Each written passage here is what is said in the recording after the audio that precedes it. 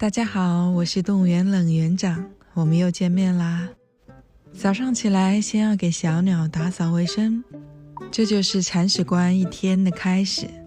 这个是专门为小鸟准备的超大保鲜膜，小鸟的便便有时候很难洗干净，有了这个之后就方便多了，这样也不用很频繁的刷洗笼子，小鸟也没那么害怕。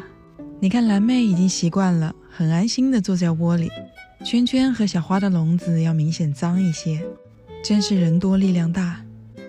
待会儿拿湿纸巾把笼子底部再擦一擦就可以了。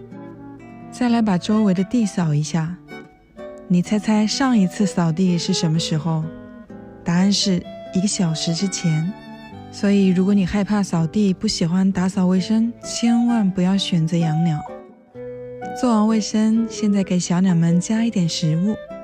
鸟食是按小鸟喜欢的口味自己配的，以带壳的小米为主，混合了5色杂粮，然后单独加了红花籽，这个是小花的最爱。蔬菜和水果会单独投喂，而且我们吃饭的时候，只要没把小鸟关起来，它们铁定要过来打劫食物。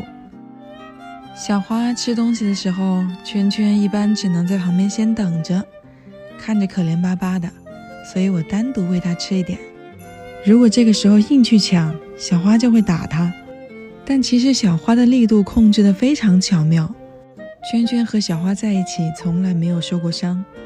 吃完早饭，把小鸟们放出来玩一下。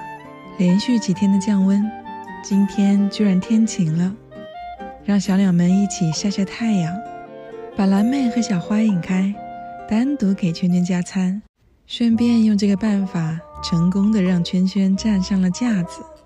看来还是美食的力量大呀。这么一碗鸟食，它几乎3分钟之内就吃完了。圈圈的食欲看起来是3只小鸟中最好的。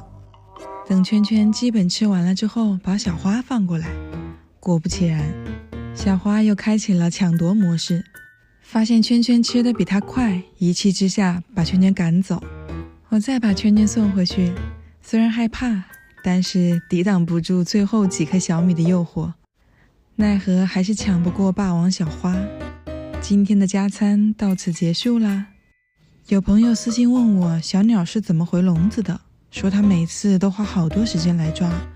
我们家2只已经学会了自己回笼，可能是因为放它们出来玩的机会比较多，它们玩够了就愿意自己回笼子了。好啦，我们小鸟要睡觉了，希望你也能睡个好觉，大家晚安。